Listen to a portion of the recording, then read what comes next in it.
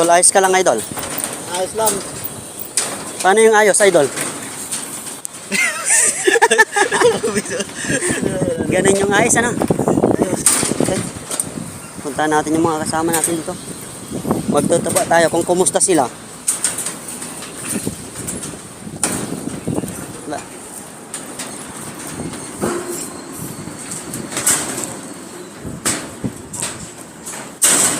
Luwang ko, alam mo.